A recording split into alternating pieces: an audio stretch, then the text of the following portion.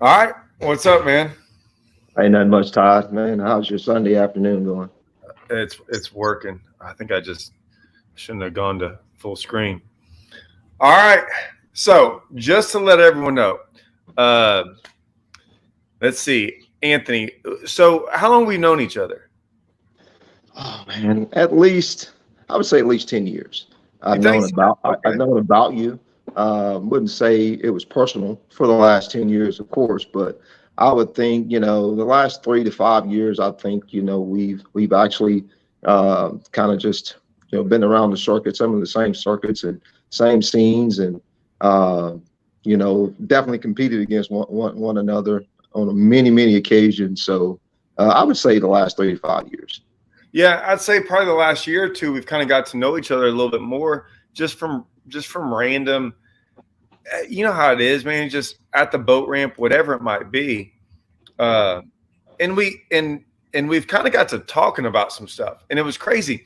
So if y'all don't know, uh we're he had a bunch of questions about the TTO, right? Right. That Right. pro team deal that you'll agree, right? Like this is the best thing. This is the best tournament circuit, just about team circuit out there in the country. Wouldn't you agree?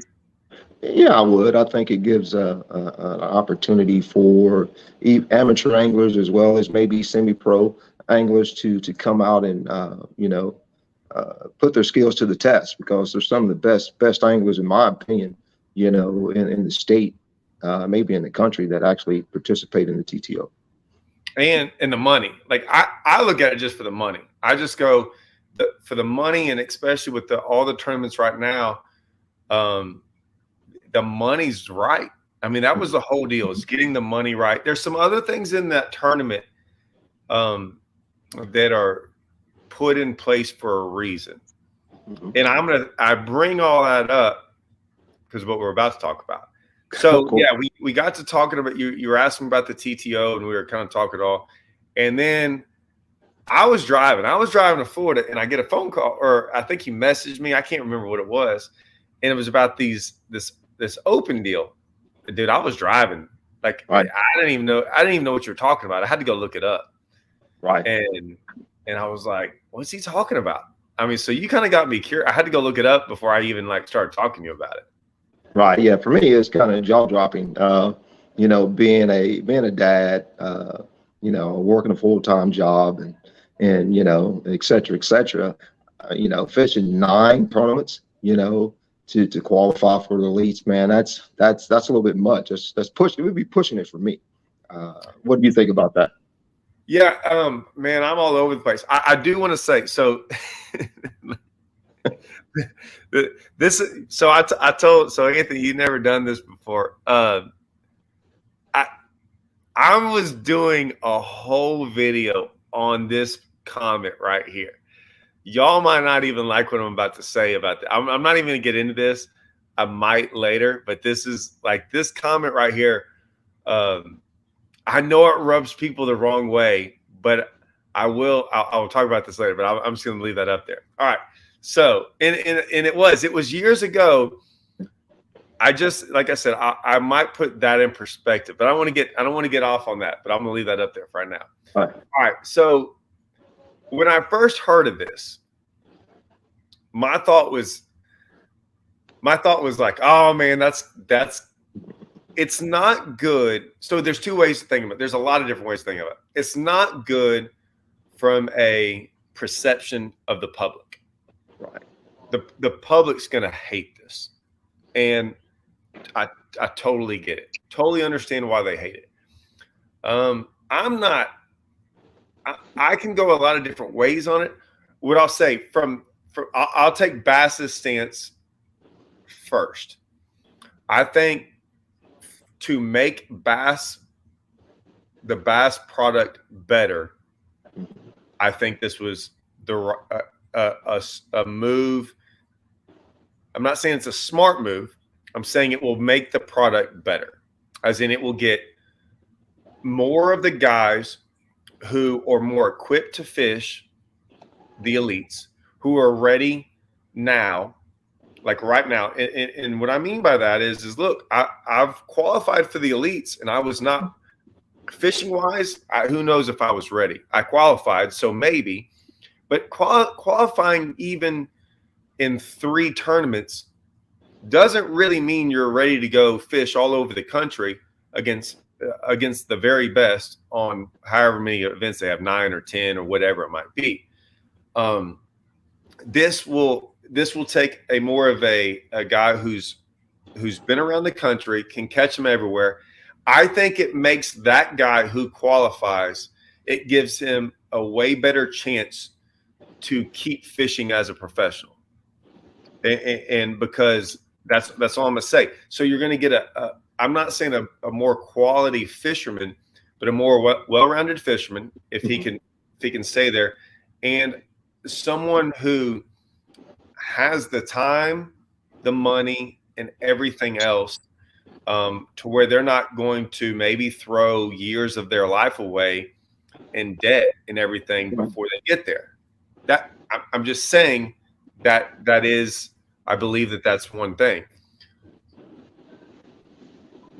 And from Bass's point of view, I would say that's good. They're not going to have necessarily more people fish the Opens. They were filling every Open, so I don't really think it's trying to get more people to fish.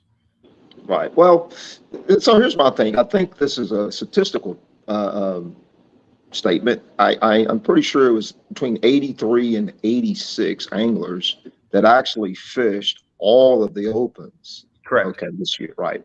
So, from your opinion, is that one of the reasons you think BSS decided to go to qualify for, say, the elites? You have to fish all 9. Do you think that number, kind of sold them on the fact that maybe we need to try this, or what do you think in your opinion?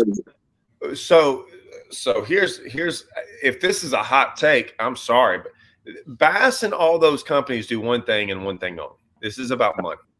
Okay. And it's not money from like I said, they're filling it all up as far as entry fees go, and 230 guys. So it is not about trying to fill it up. The Toyotas do not fill up every event. Neither do the BFLs and things like that. So when they make a move, 9 times out of 10, it's because they're trying to get more entries, because more entries means more money. Okay. I believe so. I think there's 2 things going on. There have never been 12 guys leave the elites in a year. Right. And it's going to happen back to back. There are going to be 12 guys leave this year that get kicked out. I think Bass is trying to do the elites, the guys that are already there, a favor. And for one, I believe that it will make it easier for those guys to get back in. I think it will be easier. There's a little bit of me that thinks that this is a little bit of like shots fired in MLF. I think those guys at MLF and FLW and that stuff, when they look at it to fish all 9 of them, some could say it could hurt them and help them. It kind of depends on where you go because of the scheduling. But those guys have been fishing all across the country. I've done it. It took me a year or 2. By the end of my 2nd year on the tour, I was starting to get the hang of it. Like get the hang of like, okay, this is my first time to New York. Like, and if you heard even this last event on the smallmouth stuff at St. Lawrence, they talked about those guys that had not been there, and then the guys that had been there, and it helps. It helps tremendously. So all those guys that are used to fishing the tour and stuff, if they want to jump ship and come over there, it's going to be easier to qualify by taking those 9, right? So I think definitely it was a deal that guys are going to be leaving the elites that they still want on there. It gives them a way to get back in easier, because I think it can be a little bit of a luck deal, and it's not. I don't want to say luck, but regionally, it's why I quit fishing the Opens for a while in the Central Division when they kept on going to rivers. Mhm. And all these guys in little bitty boats. When I say little, I don't mind the little boat deal. I'm talking about like John boats getting back in places where no one else Right. could. And that's not reality of what the elites are about. And so you could go 2 out of the 3 lace could just be because you were able to get somewhere where no one else could. We've always kind of complained about that. Those guys don't do very well when it comes to the elites because that's not what reality is. You see what I'm saying? Right. Right. Yeah. So, I go ahead. what do you think? When I sent you the message, for me, I hadn't fished a lot of the opens. I fished a few, and when I look at time on the water, which is essential for me, and I know for you, you fish 5, 6 days a week.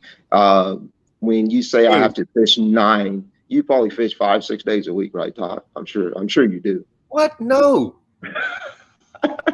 dude. Do you really? I haven't. So you just show up and catch them. I'm sorry. So the Choke Canyon event was back in what, June? Oh, is it fourth, Whatever. fifth, something like that? Did me and you Fourth or fished fifth? against each other? Yes, we did. I fished 2 days since then. Wow, wow. I fished the the Bass Champs shootout, and I practiced. I fished 3 days. I went a week before one day, and then I fished the practice day, and then that event. So I fished 3 days since then. Well, still, I mean, for me, I fished. I showed up at Choke Canyon, never fished the body of water at all. Right. Ever been on it in my life. And I show up. I practice on Friday, and we made a couple. We zigged and should have zagged on day one, and then day two, we kind of figured it out. We caught up a really good bag on day two. But going back to the elites, I just think that it still doesn't take away from the regions that they're going to fish the tournaments out of, Todd. If you want to still participate as an angler in your prospective region, you're still able to do so. Fishing all 9 events, in my opinion, it's just putting things in perspective. If you still want to pursue getting to the elites, you figure out how to do it. For me, I think it's a really bad idea as well, but I still feel, it's obtainable if that's what you desire. If that's been your lifelong dream as an angler, hey, man, I think you still go for it. It's going to be a little more tedious, I would say, because, again, you showing up in New York, never been there before. The second year you show up in New York, you kind of figure things out. And that's going to be the case for a lot of anglers that pursue fishing 9 events. That's just my opinion. Can you fish all 9 events? I cannot. I mean, what I have going on as a parent, I have a daughter that entered high school, and she's a phenomenal basketball player, and I'm going to be there for her. So I'm going to be there to train her, be at her games, et cetera, et cetera. And I'm also a basketball official, so I had to juggle my schedule there. And I'm a full-time driver for a company. So for me, it's going to be about family first. And then if I can juggle fishing in somewhere, absolutely. So I think a lot of guys fall in that same category as for me. And if you've never fished an open, man, I don't really know if you can ever even comment on what BASS is doing. Can you fish 3? Could you have? You were planning on fishing the opens, correct? Next year. Correct. Yeah, I could fish 3 in my prospective region. Absolutely. So could you fish 3 fits in your schedule? Yes, absolutely. See, and I'll be honest with you, 9 fits in my schedule if I make it only about the opens. Right. But but once again, so I'm different in my job and what I do, and even before my job now, like I can make it work. But it basically says I can't hardly fish anything else for the rest of the year. So when I did it 2 years ago with Andrew and Hallman, I think I got to fish 1 Toyota in the fall. I fished 1 Toyota on Rayburn. They good. I made like a top 10. I don't really hardly remember fishing hardly anything. Maybe a random team tournament here and there, but it took me away from a lot of stuff. And that's me who doesn't have the regular 9 to 5 job. but like I have a family, I have 2 kids. They're extremely involved in sports. Um, my wife, does think like I can't just travel around all year long. Like, so, like I don't make any money doing that Right. because it's such a bad business investment for someone like me who has spent their whole life depending on the paycheck from a tournament. The paycheck in that tournament is horrible. And it's why me and you talked about the TTO, and why I think it's such a good deal was that TTO was a way to make money. So I'm always looking at ways to make money from tournaments. I just don't have the money to go spend. I told Holman and them I would do it one year, and I broke even, or I was all right, but I'm not in this business to like, hey man, I broke even this year. Right. Well, with fishing being a sport, and as I said earlier, being an official, a sports official, there's different avenues I pursue there as well. From JC ball, junior college basketball, NAIA Division II, Division III, all the way up to the NCAA. I mean, I even done some things with the NBA. And if you don't get to a certain point, just like fishing, there's really no money to be made because you essentially just break even. When I'm having to drive everywhere I go to work a ball game, opposed to NCAA ball game, I may have a close game where I can drive, but I'm making a certain dollar amount working an NCAA game opposed to working an NAI game or a junior college, Division I junior college game. So I had to come to grips with myself, you know, as a dad, as holding down a job, providing for my family. Am I going to keep, with the whole rat race? So I had to make that decision to come in off the road, man, and just say, hey, I'm going to take care of my family. I'm going to be in my daughter's life and watch her progress as a young lady. And I had to kind of put that down. Did I want to? Absolutely not. And I think we come back to the whole fishing aspect. There's a lot of guys that, man, have put in a lot of time out there, to trying to get to elite status. And now we got another barrier, right? So what I tell those guys is, you know what, if this is what you want to do and you're really good at it and you feel like that you can fish with and be an elite status, fisherman, man, I'll tell you to still go for it.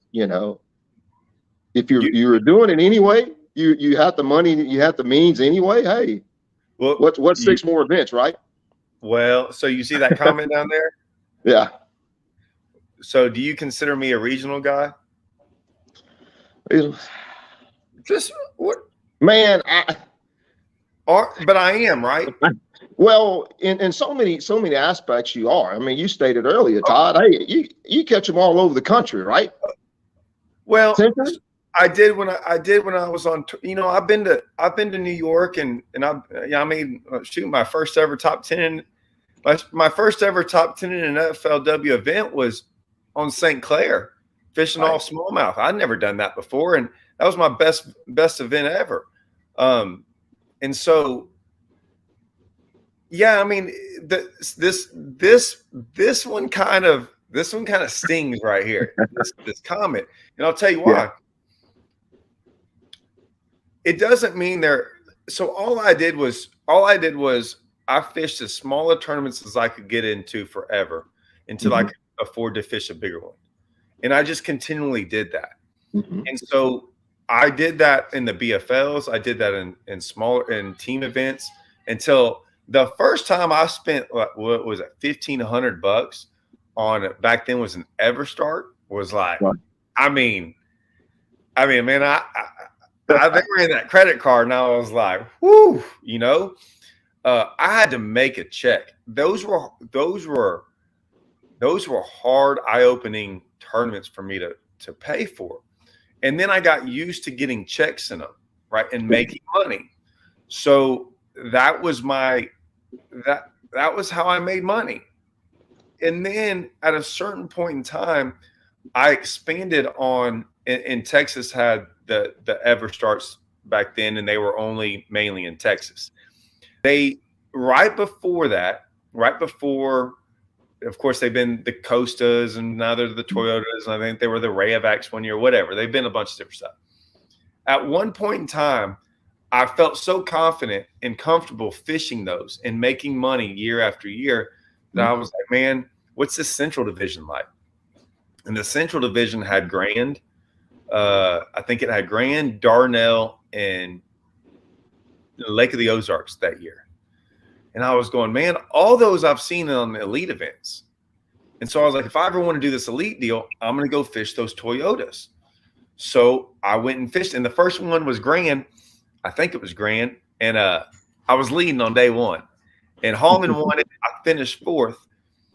And then I did pretty good in those. I finished like 20th or something, 25th in Angler of the Year, 20th or 30th. And the next year I did the same thing, made a top 10 at Darnell, finished 20th or 30th in Angler of the Year. And then my next two following years after doing that, I finished like fourth and sixth. Right. Like I figured it out. Like I figured out that region because they'd have Table Rock in there and some other things. So I figured out that region. So I was progressing regionally. So when it says regional six shouldn't be on the elites, well, how else do you know if you can fish if you can't fish regionally? Like there has to be a progression. You don't just go, well, how do you get good at fishing without fishing everywhere? So you have to start somewhere and expand. So to me, that is the natural progression, is going regionally and being able to fish everywhere. The kid who just won, he's a Strike King kid too, but he's a rookie. I dare to look at his record. I guarantee you his record in the North is phenomenal, right? I think he won an Open up there. He just became the only fisherman ever to weigh in 100 pounds of smallmouth, right? Ever. This is like minutes old, right? He just won it, but he's still leading Angler of the Year for rookies. I think he was in like 20th going into this event overall. Something like that. That guy was good regionally, and then now is spreading his wings and becoming good. I know he won it up there, but he's still doing good in the elites. So no, I don't believe that regionals shouldn't be on the elites. You have to have a starting point. Like, you know what I'm saying? Like, you play sports, you don't just go, hey man, I play some like, middle school and some freshmen and JV basketball. Hey, I'm going to go to the NBA. Like, you have to progress up somehow. Right. Well, you have to put I think with BSS saying that, you have to be able to fish all 9 events. I think they're saying, listen, in order to fish the elites, you need to be versed in any lake, any part of the country, any time of the year. And that's what elite status means, right? And then, you can be a hammer at Rayburn, or you can be a hammer at Ray Hubbard, or you can be a hammer at Lake Fork and travel around the country for 1,500 miles and never catch a fish because you don't understand the topography. You don't understand the body of water. You don't understand smallmouth. You don't understand anything because you've never been on some of the Great Lakes, opposed to maybe fishing Rayburn all the time, as I've stated earlier. So I think you have to, and I'll go back to myself. I never became a really good basketball official until I expanded. I spread my wings and I travel all over the country officiating, from little dribblers to pro caliber players. And I think we have to do that as anglers if we want to be elite status. Yeah. And I know there's still so many people that go, they're right when there's a comment, and I'm just trying to read back. Like, okay, I already put it on there. What Greg said, anybody can, seriously be competitive. He's not wrong. Like he's 1,000% right. I think I'm not arguing this, Greg. I 1,000,000% agree with you. Right. The only problem is this, and I'm not a big guy on, like, y'all know me, and when I talk about I hate the whole big dreams, big stage, all that, man, they're selling a bad dream. Right. What I'll say though is everything when I grew up and what I was doing pretty much said I shouldn't at least be where I am today. Now, I'm still not at the elites. Not saying I don't even know right now. Like it's not even on things I'm trying to accomplish. It's very, very low on the list. I'm fishing the Opens this year. I try to do good in tournaments regardless. So Right. if I do good and make it great, and if not, whatever. The only thing is it won't. There are guys that can figure it out. They might be way Yeah. better at me at marketing or whatever it might be, and ways to get there. And fishing all 9 of them would be tough. Say you could get it for those 3, like you could make those 3 and somehow made it. Yeah, there's a chance. And I think it's gonna. Like, I don't think I'll fish the all 9 opens. Someone's gonna have to come to me with something special for me to go fish them all, because Right. I couldn't. If I walked away from the tour and some of those things because I thought the money was wrong, and I went and entered these, I look like an idiot. Right. Yeah. Because I mean, it's not there.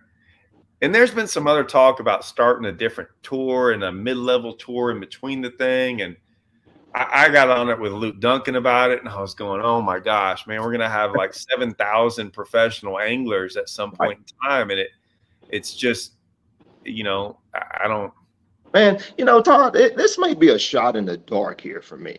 So, BSS come across, hey, we're going to fish these 9 events. You got to be, elite status. You got to fish all 9. What is it? The top 9, or the top 9 that Yeah, qualify. I The have not. points. I Yeah, think it's the points that I that, hope that so. Listen, I assume it is. I have not read any of this. I'm just guessing. It's Right. Yeah. So, say that's it. That's the quest, right? How much has modern technology influenced uh, BSS or MLF in where they put events certain times of the year? Because I mean, you have an answer to that question? um. So I don't think they do it on purpose. What I'll say is this is, and anyone that's ever followed me, you can go look up one of my electronics videos on LiveScope. And a lot of people thought I was against LiveScope. I'm not. I'm not a hater on LiveScope. There's some other guys that are haters on LiveScope. Well, what I said is that LiveScope is once again doing what people are upset about. It's making it that much harder. My Mhm. entire deal with LiveScope when I made that video was this. And some guys got it. I would say it was 50-50. Other guys quit listening to anything I had to say, and because I read the comments and they were just absurd what they were saying because they didn't listen.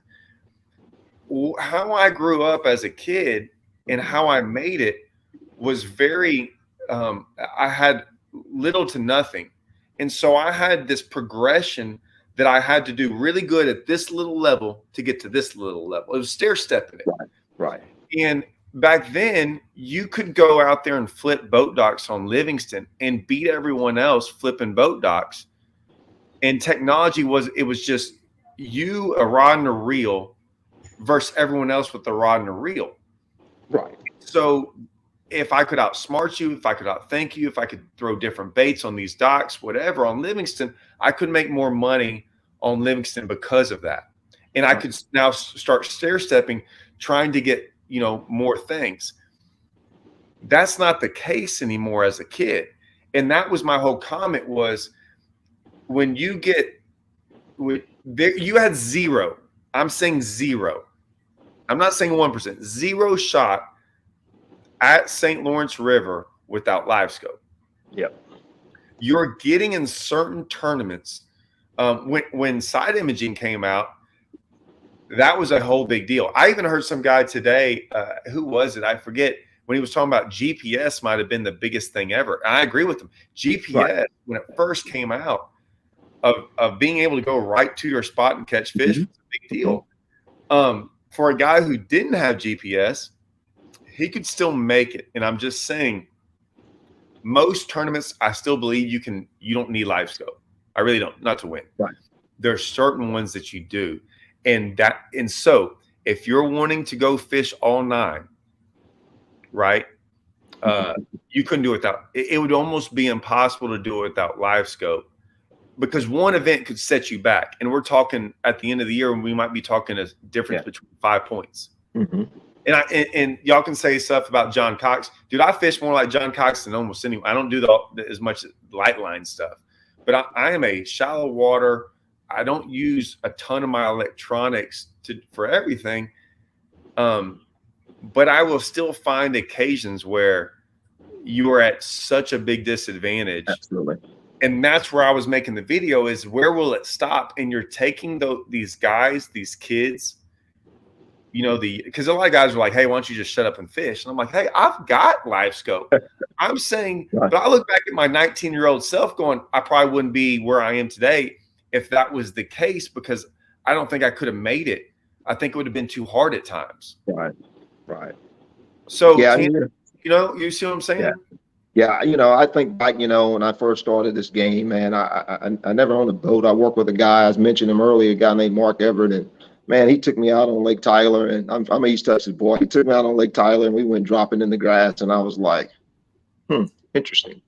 And, the pool dropped through the grass, out in 20 foot of water and dropped through the grass, and that fish sitting on the mat, and you pull that fish through, man, it was very exciting for me. So I told him, I said, Mark, I think I'm going to buy a boat. And he's like, nah, Jones, you're not going to do anything. I said, absolutely. A month later, purchased my first boat. And, I look at the game from then with 2D sonar mapping, right? It's what it was. And I was on a small lake in East Texas, Lake Jacksonville. And I was actually dropping a spoon down, in about 30, 35 foot of water to suspended fish on 2D sonar. And I could actually see those fish. I could follow my spoon down. Didn't know what I was doing at all, man. I knew to all this, but it was very intriguing for me. And it taught me a lot, and we were talking earlier, and I'll talk to many, many people probably after this is that time on the water that you spend will actually get you ready for this elite status, if that's still what you guys want to pursue. But the argument between whether it's BSS is doing the right thing or they're not doing the right thing, man, I still think it's personal preference, man. If you can do it, you have the means necessary to do so, that's fine. And if you don't, then continue to do what you were doing this past year, just fish your prospective region. And the ultimate goal here for me, if I participate in the 3 tournaments in my region and I win one, I go to Classic, right? Well, and that's the ultimate goal for a lot of people, because even if they would to make elite status, and you probably can answer this better than I can, I've known several guys that have maybe qualified for elites and still couldn't go fish because they didn't have the means, right? No, I could. So once again, Ron's out there throwing out all these comments. This is perfect. Right. I get that the best of the best on the elites. I'm saying fishing these 9 has a better chance of doing this. But man, fishing is not NBA, NFL, or any of that stuff. And here's why I'm going to say this. So you have a daughter fishing basketball. You played ball. You're refereeing. Can the poorest kid out of you pick it? Mm-hmm. You pick that poor kid that freaking gets it. Now he's going to have athletic ability, right? Sports are different in the sense of you have to, I don't care what anyone says. There are guys that won't even work that hard with athletic ability that will make it over guys that work 10 times as hard. That's God-given stuff. And I'm always okay with that. I have no problem with that. But that kid that had nothing growing up can make it to the pros. Mm-hmm. I think it's impossible for a kid with nothing to make it to the elites. Exactly. And I think that's what all the guys in the comments that have a deal with this working, man, that's all they're and I feel for them because I'm with them. I agree with it. I think you do too, that's all they're saying is sometimes you're almost cutting that out going, hey, there was a 1% chance. Now it's almost 0. Because it's not the same. Wouldn't you agree? Like those guys can make it to the NBA and of course, all the guys that play ball, and all the guys with club teams and stuff like that. It's an advantage. But dude, I don't care who you are, man. Like if you got the talent and you work hard, you can make it because all you need is man, you need a ball and a freaking rim, dude, and you can make it. But you Yeah, need an $80,000 boat just about to do this. absolutely. Speaking of that, I want to touch on what you said about it's almost like, and I hate to use this term, but I'm going to say it's like the haves and have-nots, right? In the fishing industry, you have to have. If Yes. you don't, you're not going to be able to compete. I told my daughter's story, real quick, that I learned to play basketball. None of my family members there didn't have an athletic bone in their body, but I worked hard. My first goal, backboard and rim, consisted of a piece of plyboard because my dad was a carpenter contractor for over 35 years. And then I knocked the spokes out of a bicycle rim and nailed it to a tree. And guess what? I learned to play and shoot the basketball very, very well on that tree. And that's the work ethic. The kids today, the haves, they don't have that. I mean, they got trainers, they can go get in any gym facility and make it. Which you've got poor guys like you and I, we have to work extremely hard to be as successful as we were. And man, I totally agree. I disagree with the leads, man, NBA, NFL. That's totally. That's not even a comparison It's not. to bass fishing, none No, whatsoever. and like I said, I mean, I walked the banks of Livingston for years, right, and got good. And okay, so what do you hear from every NBA, NFL, not NFL, but every NBA guy? What are they saying, right? What is the number one thing they'll tell you to get good? NBA to get good, man, it's hard work. It's practice. Okay, practice where? Practice where? In the gym. In the gym, yeah, of course. What does every elite pro tell you to be? How do you get good? Time on the water. How do you get time on the water without a boat, without all these things Right. that they keep putting? And that was kind of my point to all that is I was lucky enough and had this weird little deal where I could walk the bank of a marina and get decent. And then, and that was time on the water. Now, it wasn't time on the water everywhere, but man, like I was there every single day on the water, kind of, right? Right. Most kids don't get time on the water. They get time on the water on weekends and things like that, and they have to go somewhere. My dad didn't have a boat. I was just off the bank. And so there's very few opportunities like that. Like I can't go build a lake in my backyard out of a bicycle, right? Right. And so and I know that's a very the way we're looking at it is very how do I say it? It's through a very small lens and a very like I get it, but all these guys that are complaining about the fact that it's cutting them out, they're looking through it from that same lens. Is that they're going, hey, you just took me. I was doing everything I possibly could. Like when I did this in 2009 and qualified, there was no 3 was a big deal for me to go put that money up. Right. And the traveling was very close because it was in my region.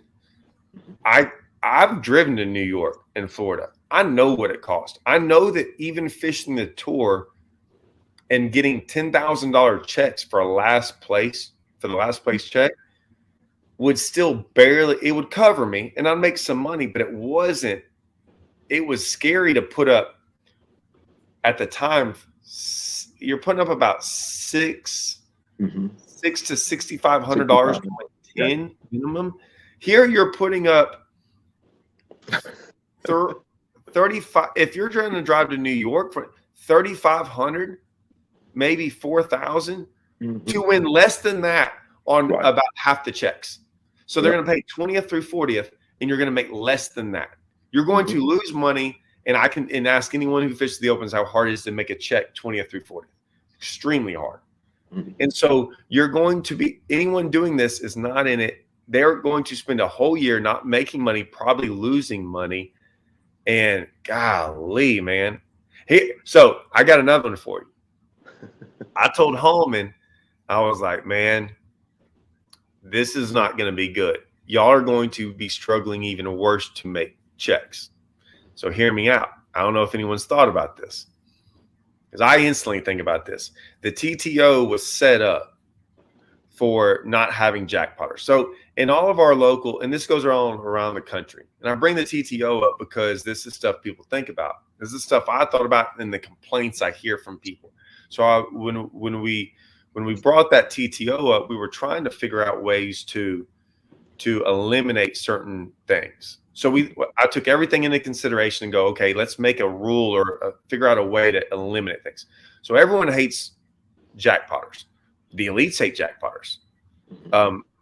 The FLW hates jackpotters. If they didn't, that's why they make you fish all of them, and they won't let certain guys just fish one.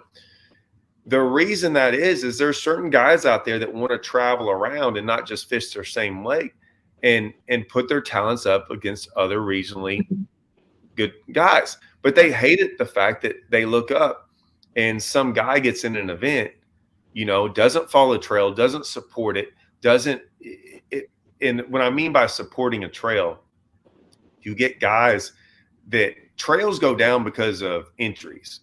And so when you get guys jackpotting one event, then you get less guys wanting to go to that event. And then you look up 5 years later, that trail doesn't exist anymore. And it might've been the best trail ever. Right. But jackpotters can ruin it to a degree. And I was like, all right, well, let's just put it up to where you have to fish all 4 of these things.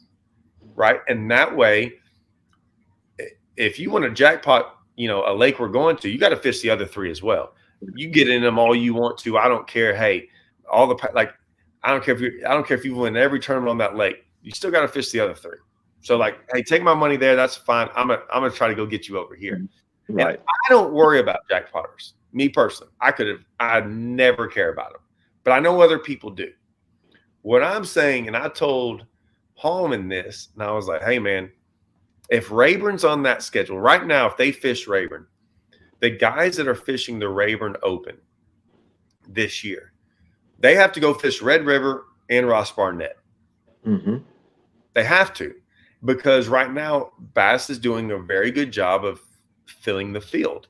So if 230 guys are committed to all 3 of them, all these Rayburn locals that don't want to go anywhere can't get into that Open on Rayburn. And I'm not going to name names, but you know who I'm talking about, the guys that are really good fishermen. This isn't a knock on them. They're really good. They're going to cash checks. Maybe not all of them, but there's a good chance one of them is going to win it or make some top 10s. And I told Holman, I said, man, I think this is going to hurt BASS's entries next year. And in doing so, they might feel the field, but it might be with locals now. And I said, so now you're going to be going there's already going to be some locals who fish all of them, but there's a group of locals in every lake that will just try to get into that one event. I said, now you got to go fish against those guys too. Yeah. I said, it's going to even be harder. I can agree with you in a lot of your terminology there. And then I disagree with some, just because there's still, Todd, going to be 3 regions, right? They're just going to fish 9 tournaments. Okay. So the guys that normally fish, just say our region, the guys that normally fish the Opens that really never had a desire to go fish anything else in another prospective region, unless they had to, right? Unless there was a schedule conflict where they've got to go get another tournament in to try to make regional, right? Then they would step outside the box to go fish, Northern or something like that, right? And that was the only reason, okay? But they still went because they needed to get that tournament in so they could maybe qualify through points or what have you. So I kind of disagree with you in those aspects, where I still think they're going to get the boats. They're just not, because they had 83 individuals that fished all 9. And for me, in my opinion, that's why they decided to go to this format. You think they're going to get 230 guys to do all 9? No, okay. Absolutely not. Okay. I still think they're going to fill the fields in all 3 regions. And I think they're going to get more than the 83 boaters that fished all 9. I'm with you on that. They will. Okay. So so guys like I don't mind throwing them out there.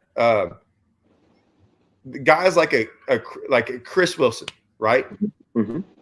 Freaking, if not one of the best fishermen on Rayburn, right? Over the years. Right. He's not fishing all the opens. Wow. Yeah.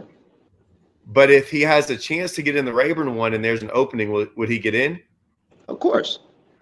Okay. You knock those guys out right now with the way it's set up because 230 guys are fishing all three of these events. Mm-hmm. I don't think there's any way they would fill Red River if you didn't have to go to Red River. Like I have to go to Red River and I don't know, like maybe I need to look, like I said, I didn't read the rules on all this. So I don't know how the winning you're in the classic. Is it still like by divisions? Like if you fish all three? Yeah, you have to fish all three. That's still a stipulation. So if you fish all three and you win an open, then you get automatic bid to the classic, right? But you still have to fish all three. All three, of course. And see, that's my thing. You know, if that's the case, that's a lot of guys, you know, that fish. That's their aspiration, right? Well, man, I'm going to fish the opens in my prospective region. You know, man, if I'm on my game, have a great practice, maybe I can squeak out a win and make the classic. Okay. Right? Yeah. So I'm not okay. So if that's the case, and listen, most of us that fish the opens are scared to death about getting in them because like that's why it's such a big deal of like registering on the day, the waiting list, all that stuff. If they have no aspirations of fishing the elites, will they fill them with those guys, with the guys that will fish all three in that division?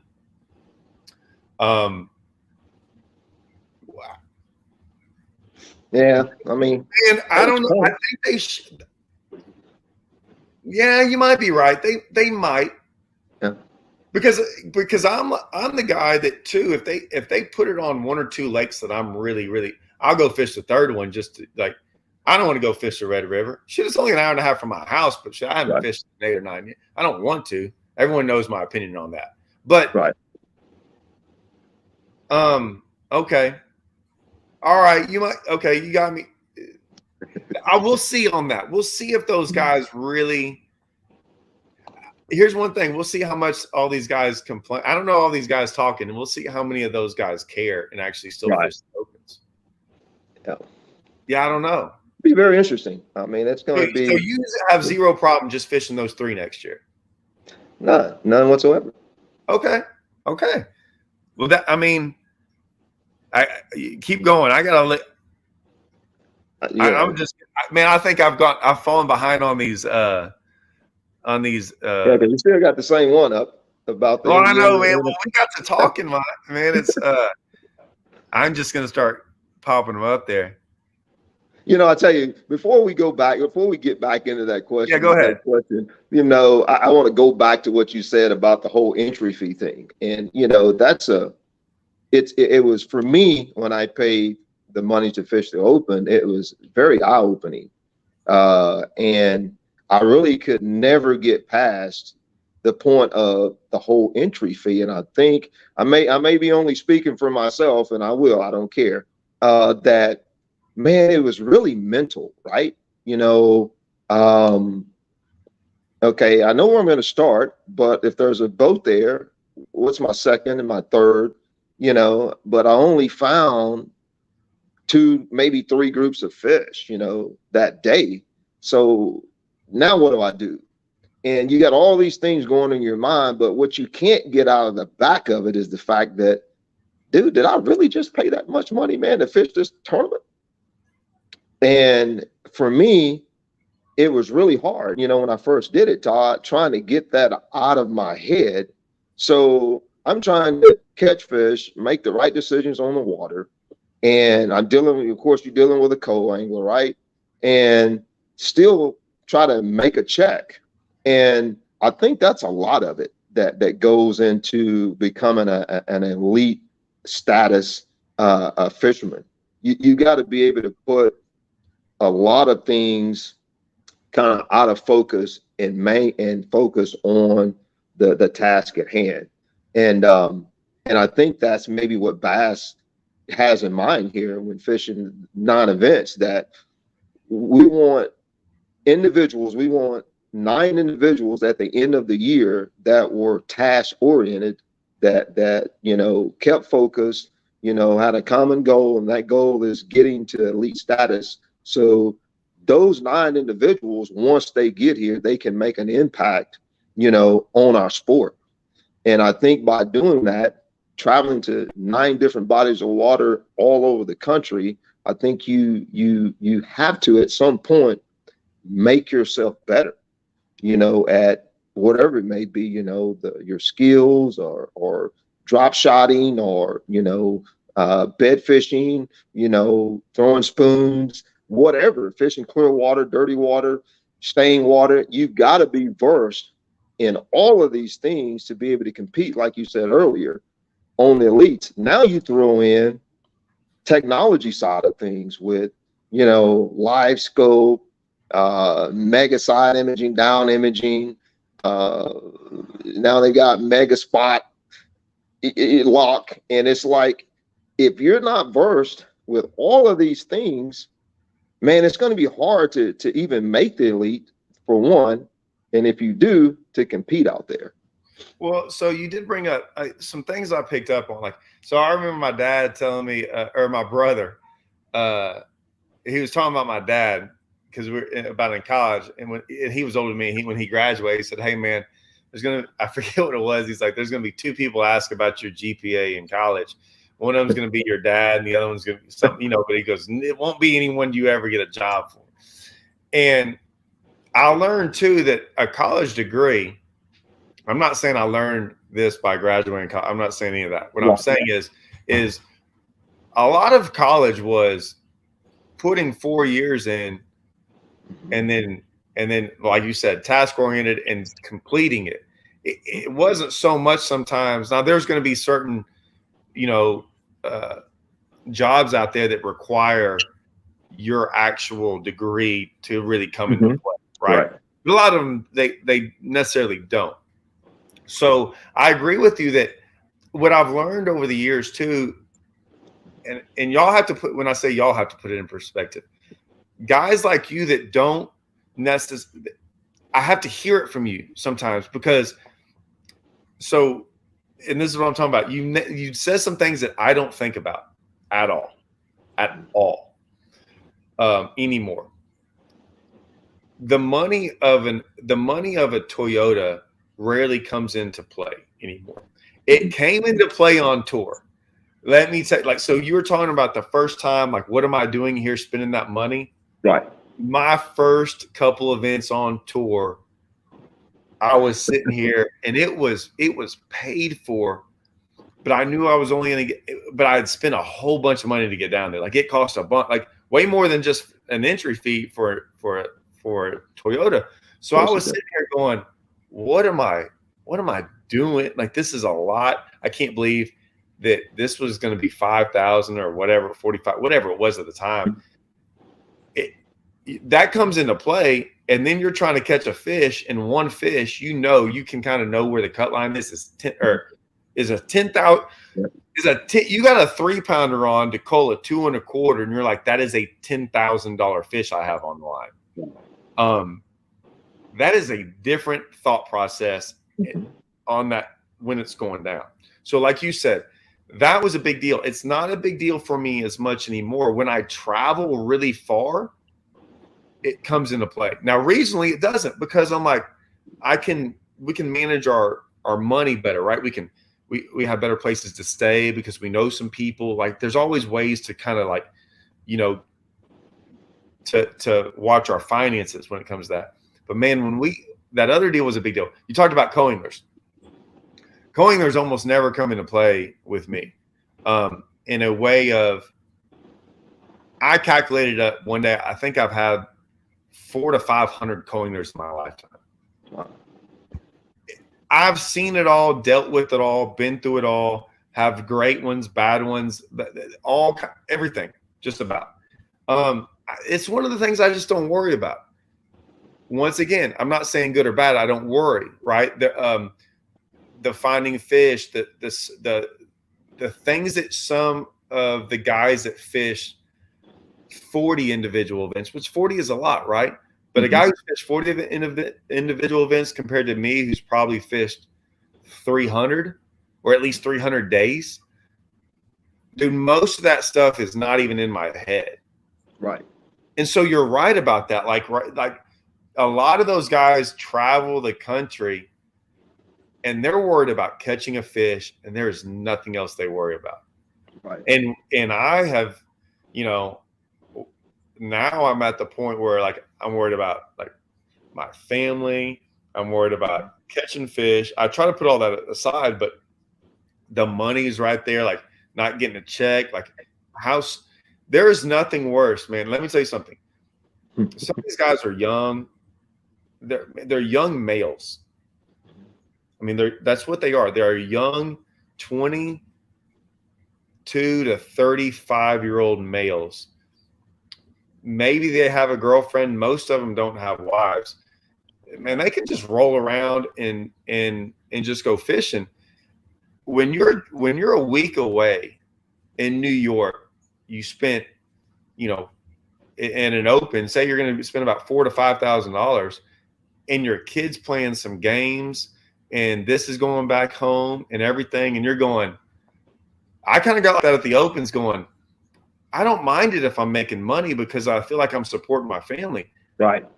But even when I got a check, I'm like, I'm not doing anything. I'm trying to chase this dream while I'm missing out on kids and family and doing things that I think should be, that I hold dear, to where like I think that that's important, right? And I don't want to look up going, I've never wanted to look up and go, hey man, you were on the elites for 5 years. And I'm like, yeah. And I missed everything there was to have about my kids, right, or my family. And so that's a tough one. And you're right, it does take away, like it's something that that is hard to manage. I've been able to manage it, but I've also walked away from it, right? I don't know. I wonder if Bass sits there and figures out how many divorces and right, oh, yeah, things like that, or people what they don't write on there is like big dreams, big stage, and big debt, right? For all the guys, and I tell everyone, I was like, we all know the guys in the elites, but every time I want to ask somebody, I'm like, hey, can you name the 12 guys that fished last year on the elites that don't fish there anymore? Because I can. I know I don't personally know them, but I pay attention to that because I look at those names and I'm like, and there's going to be 12 more this year. And and 2 or 3 of them I know, and I know very well. And they're not bad fish. They're good fishermen, but no one talks about them. And that's I mean. But most of the time it's a financial decision. It's like, this isn't a financial decision on them this time. This is they're kicking you out, but you spent all that. So think about that, right? You spent all this time and money and everything to get there, and you're liable to get kicked out in 2 to 3 years. And say that's a 3-year process of fishing the opens, 3 years in the elites. You just spent 6 years of your life, and you're back at square one. So Todd, before we jump into that next question, you say they got kicked out. A lot of guys might not understand what you're talking about. Okay, these guys fish, they spend all this time, 5, 6 years, you know, fishing, trying to get there, and they get kicked out. Why? What gets you kicked out of BSS? What gets you kicked out of the elites? 12 guys got to come in. They got to take 12 spots. The bottom 12. So it's not the bottom 12, guys. Listen. So this is what I want to talk about with all this. With the elites. So, and I get this, but this isn't every sport. The elites have been doing this for years. MLF did it on such a giant stage that me and Andrew and we all saw it coming. Every decision they made when those guys left Bass, those guys from MLF, and left over there and went to form MLF, the idea and the thought process behind them, dude, I'm 1,000,000% behind. Like, I was for what they were trying to accomplish. What I didn't like was how they were going about it, and possibly the people that were going to be pulling the strings behind the scenes. Okay. We knew what was going to happen. We could see it. and then we could see it in the decisions they were making behind the scenes. We were there listening to meetings going, you can call that whatever it is, but I see what it is for what it really is. This is a great way for guys in the elites who get kicked out to get back in. They should have an advantage. They're already set up. They should already have sponsors. They should have the time, the money. They're ready to go fish 9 opens again. It helps them. I've got no problem with that. Right. Okay. When the elites, if you right now go fish 1 open and win it, you don't go to the Classic, correct? Correct. Who's it go to? What spot does that go to? Ask me that question again. If you want an open right now, but you didn't fish all 3 opens, right? Okay, yeah. It goes to the next guy in line. Yeah, it goes to the next guy in line. That is on the elite side, yes. So everything is tailor made towards the elites. I have zero problem with them doing that, but that is what this is. It will always be that way, that they try to protect their own. I go back to that in this saying, the bottom 12 guys in the elites are not getting kicked out. Yeah. Do you know why? No. No? Okay. There are things in place to keep certain guys. Legend status, guys that have fished guys that have, I don't know all their deals, but I know legend status is on there, and AOY status is on there. Classic, I think, winner is on there. So you got guys that might finish for the next 5 years in the bottom 10 in the elites, not get kicked out. Wow, yeah. So you might be 15th in the elites going, hey, I didn't follow in that bottom 12. Hey, but you got to go. You got to go. You got to go. So like I said, is it fair? I'm not crying about it. It's not really affecting me, but it's something to think about. And so, like I said, it's how do you get kicked out? By not being, by not necessarily being in the bottom 12, but just being far enough to the bottom that you might fall in that spot where you don't make it.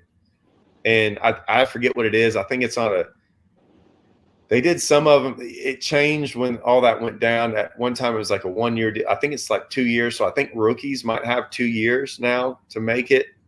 Right. And so they'll take the accumulation of 2 years. I don't know. It's a whole big deal.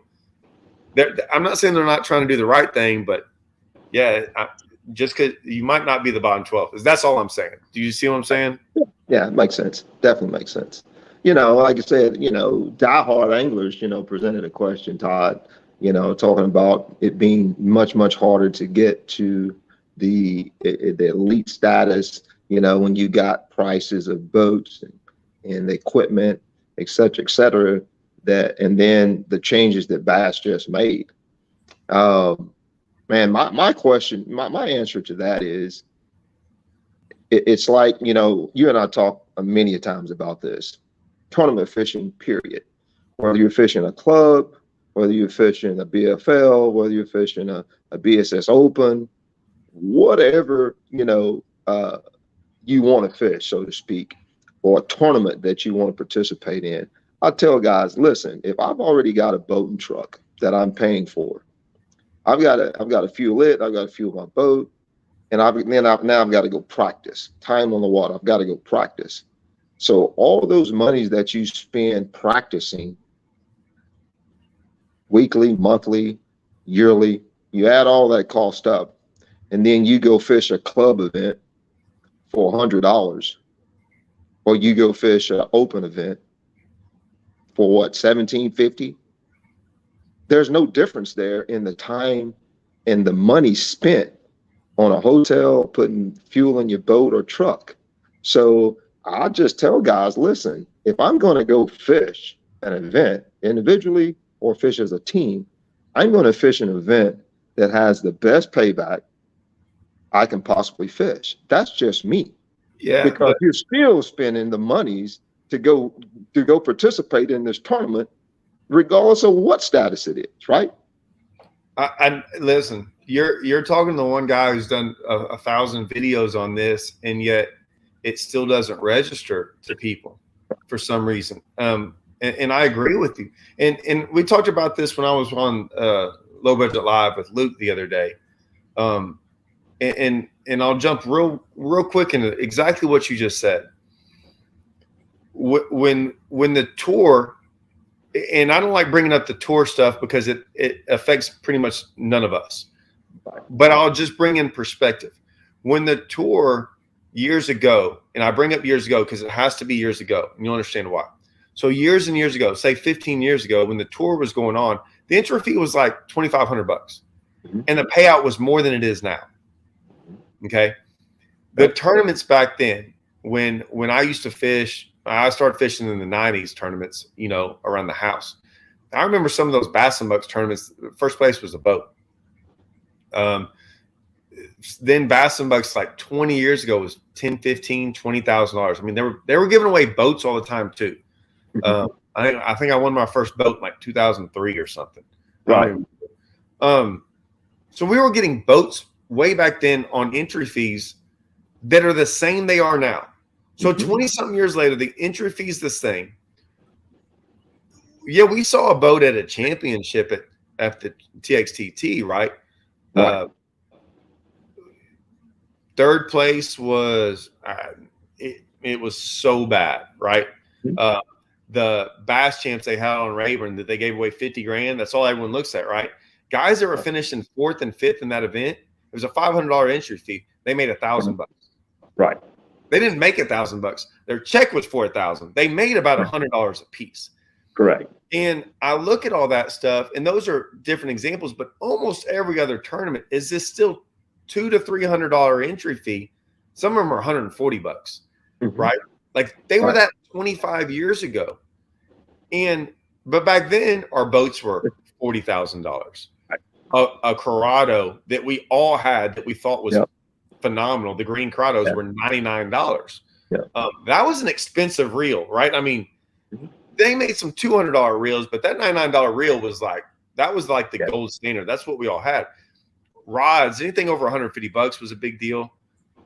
Line was cheap. We had none of these electronics. Trucks were half of what they are now. So I told them everything that we know within the fishing, from boats, rods, reels, lines, baits, everything has doubled. Absolutely. And yet we still fish for the same entry fee. Gas is tripled, but we still fish for the same entry fee. And yet the prize is still the same, if not less. And we still want to get in that $140 entry fee, or $180 or whatever it is. And I'm like, guys, like you said, it's irrelevant to what the time on the water, right? We're still gonna fish just as much for that tournament if we really want to compete, right? I don't care if you really want to do good. If you've got a day, you're going to fish a day. If you got 3 days, you're going to practice 3 days if you can. So we're spending the same, like 2 to 3 times more money to do the thing we like, and then get less money in return. And I'm going, guys, at some point in time, raise the entry fee. Now, why I say raise the entry fee is because it's the only way we're going to make our money back if you do good in an event. Now you said, well, didn't you leave the tour because they raised the entry fee twice as much? Yes, because the difference is they didn't pay out anymore. They just raised the entry fee. At least in team events and in local events, if you raise the entry fee, they're going to raise the payout. Right. Those FLW and those, they can do whatever they want to. Their payout has dropped over there. It used to be $500,000 for a classic, and they were giving away $2 million at one point in time for the FLW Cup. So, yes, do you see what I'm saying? Like, there was a difference, and I'm just like, raise the entry fee, guys. Don't quit complaining about this little small entry fee. It's making our tournaments worse because we're winning money. We're getting a paycheck and losing money. And at some point in time, that is, I guess, I don't know. What am I saying? Gambling's been around for a long time. And I mean, it's a known loser, and people keep doing it. So you Yeah, know. we keep giving our monies to these tournament directors, man. Yeah, and I Not don't getting a mind whole lot giving out. I don't mind giving some money to a tournament director to run the tournament. That's Right. not my deal, but like I just want to make some money. If I go out there and catch a bag in an event, because it doesn't matter on Rayburn, you know how it is. It's going to take the same amount of weight to win against 300 guys that it is 40 guys. Yep. So if I go out there and catch a 30-pound bag, dude, I want to win 20 to 30 to 40 grand. I don't want to win $2,200. Right.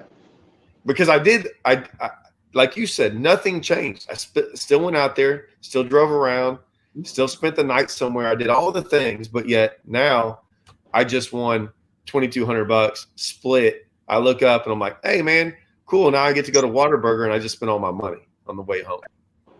Yep.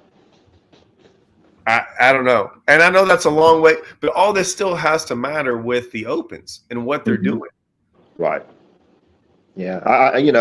Todd, we can go around this bush all day about the Opens and the decision that they made BSS made to fish all 9 events. And at the end of the day, it's still going to come down to personal preference and you have the means or you don't have the means.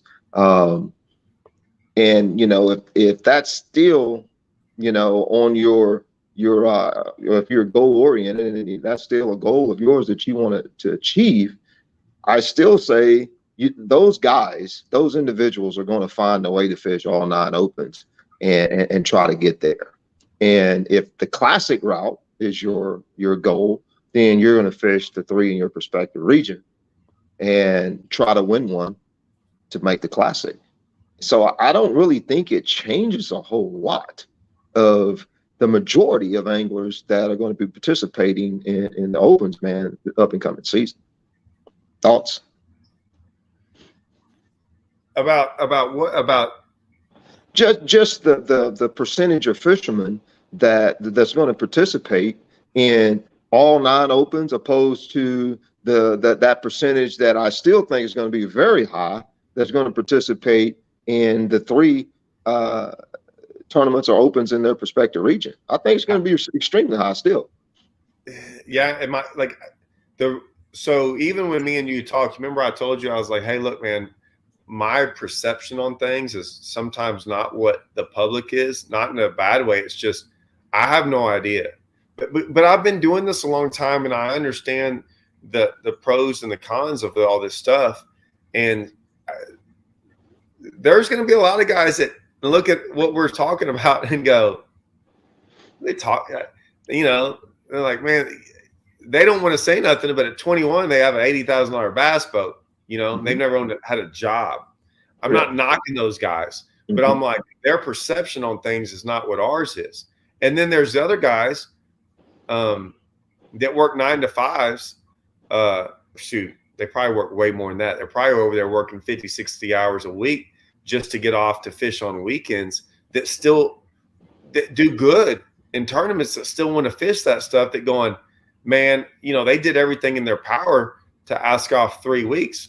And a lot of people are saying, well, if he can't figure out how to get 9 tournaments off, well, this was a way for certain guys to do it. Just like you said, it was a way for you. It still gave you a chance at maybe doing it or maybe having that option. Like I had the option, right? I chose not to go to the elites. I didn't even choose. It wasn't even an option. I mean, I just didn't have the money to do it. I could have put it on credit cards and done all that. Maybe I'd still be fishing the elites right now. I don't even look back at that decision because to me, it was a no-brainer. And because I'm still fishing to this day, I'm still getting to do, I just wanted to fish for a living. Like I just wanted to fish. So yeah, I wanted to fish the elites. I still want to at times now. Doesn't mean that's why I look at it. I don't know. I don't know what people, I think there's so many different guys out there that have your life and my life is way different. Right. For whatever, like your kids in high school, mine aren't, so, and you're like, well, what's the big deal there? I think it's a huge deal. It is. And so I just and people, there's people with different jobs. Like our jobs are different. My job's kind of, I mean, I've worked really hard at fishing to have the job I have now, but I only had this job for like the last 2 years. Like I never really, when I say I never really had a job, I worked, but I didn't have that normal 9 to 5 job where you got insurance and some things like that. I never had that in my life. Right. I was just winging it for 10 years going, hope I don't get hurt, you know?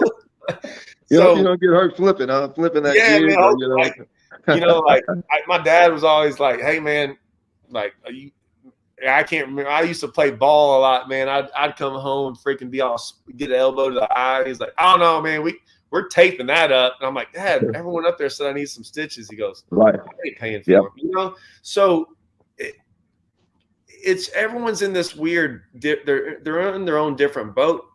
I just think it took a lot of those guys out of those different boats. I think it gave them zero option now, and I think that's the struggle is when you're going to promote.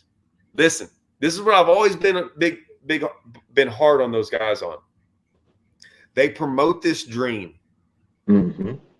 I mean, it says it. It says it in their title on their stage. Whatever, big fish, big dreams, big stage, or whatever. Yeah, living the dream. You took that dream away from like 90% of these guys. Yeah. And so stop selling that dream. Say, hey, man, like call it something else because it's really just a dream now for them. It's a dream that's not reality. It's a dream that they can only think about in their head that they will never even probably have a chance to. And has nothing. When I say it has nothing to do with fishing ability, man, there's all these guys that sit there and say, oh man, I knew this one guy, he would make it. Yeah. I'm not big on that. I don't think people realize how hard it is to go to these lakes and compete that much. I think it's extremely hard. But it definitely took the option off the table for a lot of guys. It did. Going back to me, a guy like me opposed to you, it really did for us, because the fact of the matter is, if you have a job and you hadn't been on that job for 25, 30 years, and you got 6, let's just give everyone 6 weeks of vacation, right? You got 6 weeks of vacation, you got 9 events. Top 9 in points, the only ones going to the elites, right? Man, it's going to be tough to try to get there in points, because you got to catch them. You got to catch them on every lake. No, hey, so I talked to Hallman, and when I talked to Hallman, I think it was right after I talked to you, and he called me up. He was driving back from Oneida. They did a Kurt Dove's kids fishing camp or something. So he was driving back, and I'm like, I was kind of excited because like Holman's in a different situation than me, you, a lot of people. He's fishing all 9 next year. Like I would expect. I mean, I don't know 100%. I'm 99% sure he's fishing all 9. I was like, hey man, you got it. Mm-hmm. And he was like, he wasn't as thrilled about it as I was, and I was like, man, I think I finished in the top 9 last year when I did them all. Or has it been 2 years? I can't. No, it's been 2 years. Whenever I did them that one time that they switched it, yeah, I think I finished in the 8th or 9th or something like that. I thought I had a horrible year, like horrible. I was very upset with how I finished. But I was like, yeah, man, I think it's way easier, way easier. Like I thought if there's any time to go fish the Opens, me personally, I would feel 10 times more confident having to go fish all 9 of them than fishing 3. Right. And it's funny too, because this is I've made some AOYs in the Toyotas, mm-hmm. right? Like, but the Opens are it's not a different caliber of fishermen. It's just different. And it's hard to explain. I think a lot of it's just the mentality of the 230 guys. Some have to, 75 of those guys spending 9 days on the water beforehand. And there's just some weird things that go on. Most of those Toyota series, those guys are maybe 4 days, 5 at the most. Like most of those guys, they go to better lakes. You know, Bass is still strung up on these horrible lakes we go to. Toyotas go to like Toyota's got way better legs, like way better. And I've always been a component of that. I'm like, I'm mad at I've always been mad at certain things. Like FLW does a horrible job of going, hey, you can do this to qualify here. Like you can use the Alabama rig up to a certain point. Now you can't use it anymore. Like I say the same thing with information on these places. I always think we should have off limits for a lot of these lakes we go to, like the Opens and the Toyotas. I think we should have off limits. Because like I said, if that's your deal, trying to set people up to be better in the elites, which is what I would think so, then make it more like the elites. Make it to where you can't get unlimited information and you got to have 3 practice days.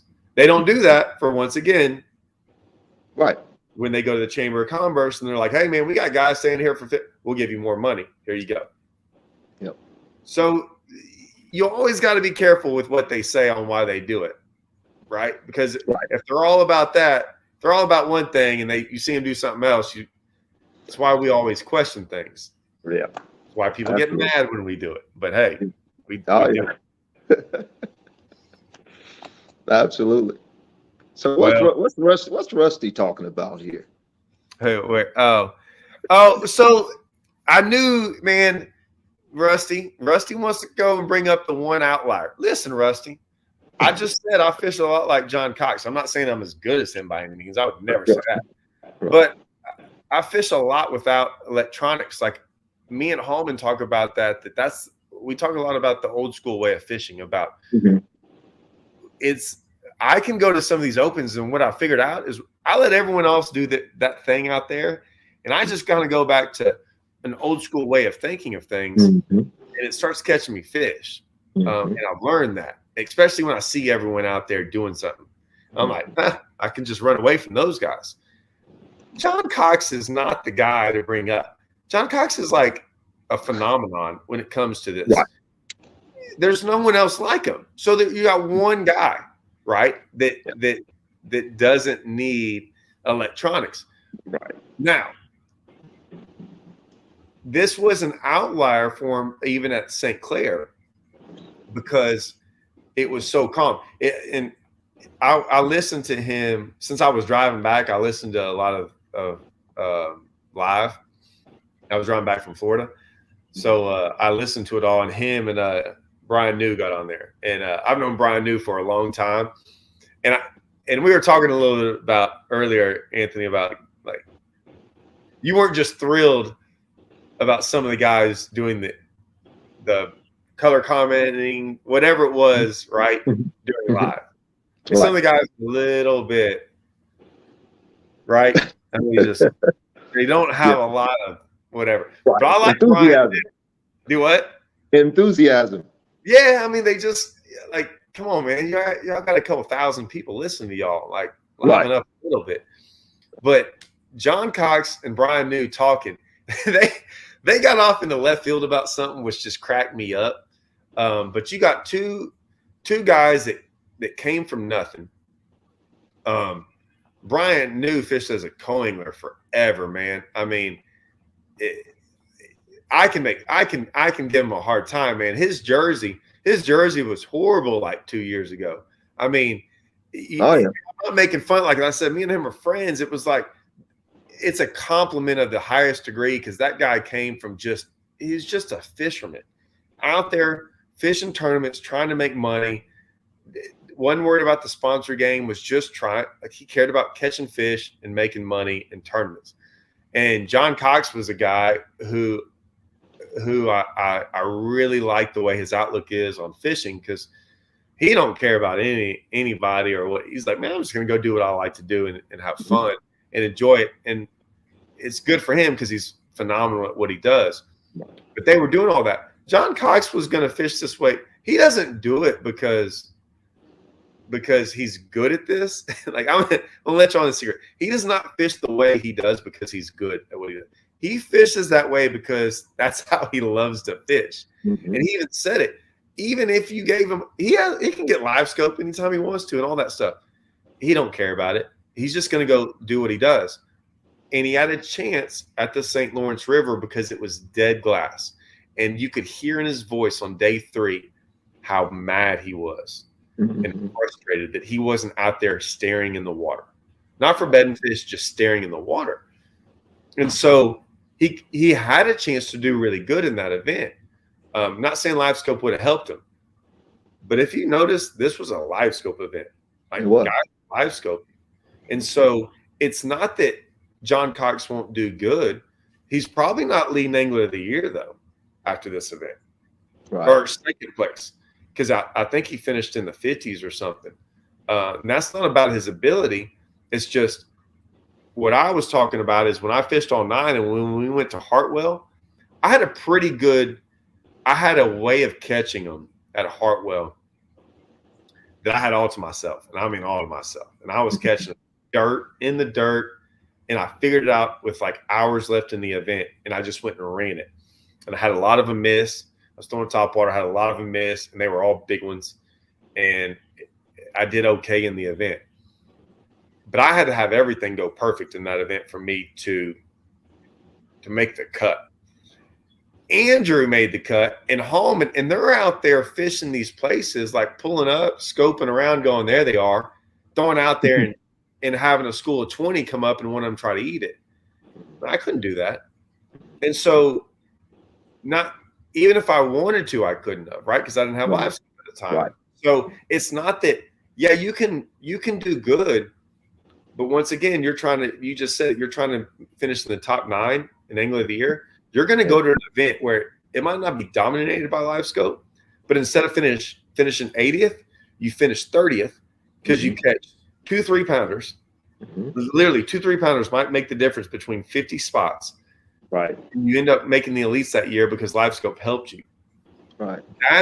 That's where I get it, that it's like, I'm not trying to win an event off live scope. It's just, it might put 2 3-pounders in the boat for you and you move up 50 spots and now you make the elites because of that. That's why I say it's harder. So John Cox is the outlier in this. Yeah. I can agree to that. I think, live scope and, electronics, period, trolling motor, everything, every facet of bass fishing has to be in play. I don't think there's a piece of equipment on a prospective boat that doesn't need to be at play in order for you to be a successful fisherman, and especially an elite status fisherman. Over 9 events. Over 9 events. Absolutely. 3 events. Like I said, 3 events going to, at one time they had Arkansas River. I think they had Ross Barnett, Arkansas River, and Muskogee River. Right. You weren't using live scope on any of those events. No. You didn't need a big boat for any of them. It was better if you had a 14-foot boat. And that's great, right?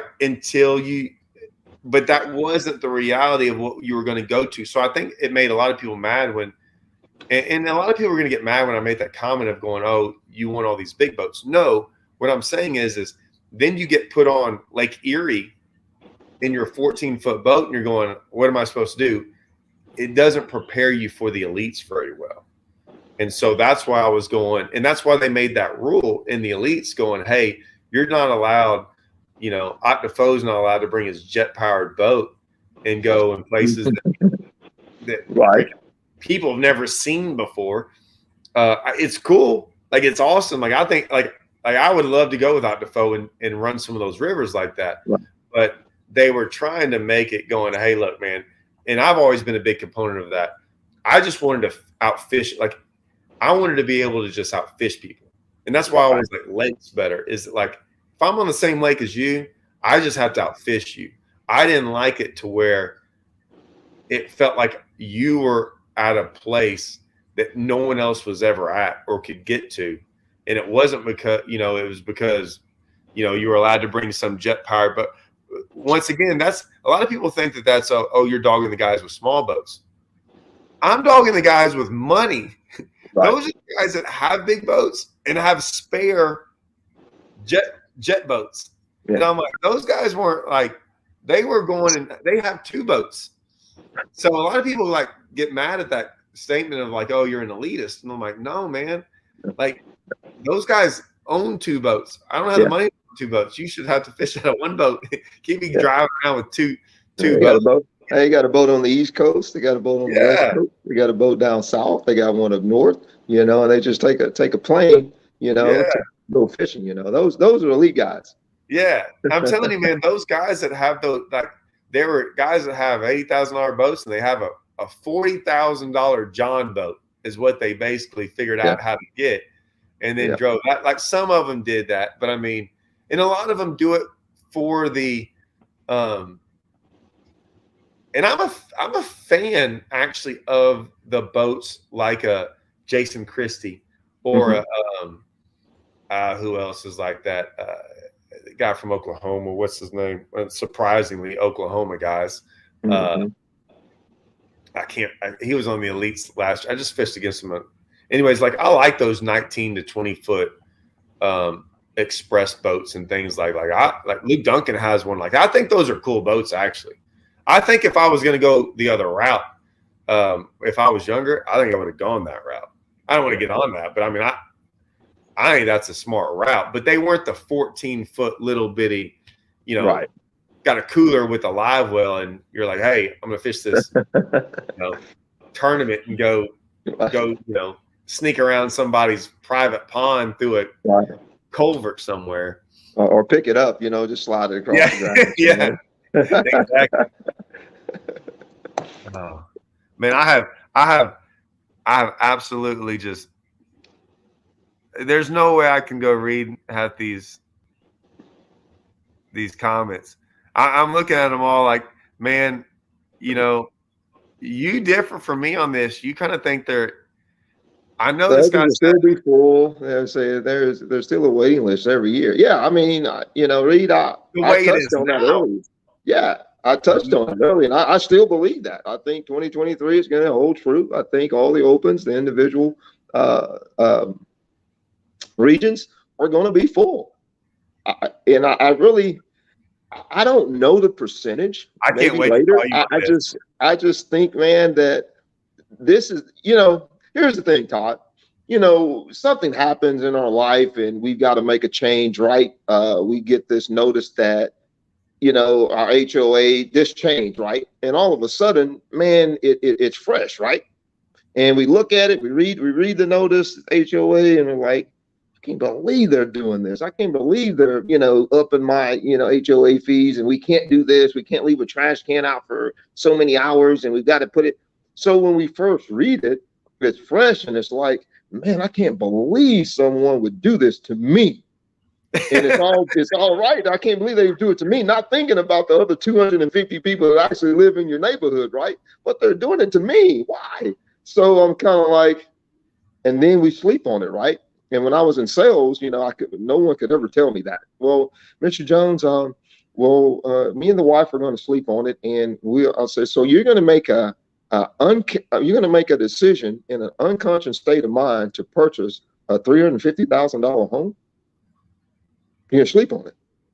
Interesting. So going back to what I was saying, I think it's so fresh in the minds of the guys that actually put the work in, like you said, that's been out there 3 to 5, 6 years. And now all of a sudden there's like, man, how dare you guys pull the rug out from under me? How dare you BASS? How dare you do this? And I think once they put things in perspective and just step back and say, you know what? It's not really so bad. I'm already versed in the fields of fishing. I've already, once the schedule comes out, like you when you went to New York, I've already been on these prospective bodies of water 3, 4, 5, 6 times. I've already have a plethora of knowledge about these fisheries. So now I'm going to make the commitment. I'm going to go fish all 9. And I'm going to, guess what? I'm going to make the elites because that's who I am. And that's what I am. And that's what I represent. So I think when everybody just steps back and take a look at things and put things in perspective, I think everything will kind of level off. But again, I don't think it's going to change the regions and the participation that they got from this year to next. I think it's still going to be full. I still think it's going to be full. I'm just, the one thing I said, I think there's going to be more room for what I consider jackpotters, guys that are only going to fish one. Because I'm just telling you, the way it's set up now, those guys like that can't get in. And so it brings me to this: 100% they're going to have priority. Like, and they should have priority. Like, you got to fish all night, you got priority. And it was always like, so in this, so I know this. At one point in time when I was fishing them, if I made the top 50 in the points of just my division, I had priority into next year. Lifetime members of Bass get a priority. And then if you fish all three and you call in before, like there's a date where everyone, so there's dates. I don't know if anyone knows this. There's dates where, this group can call in, this group can call in, and so forth. And lifetime members can call in. And at the very end, there's the guys that can fish all three of them, and the guys that are only going to fish for one of them.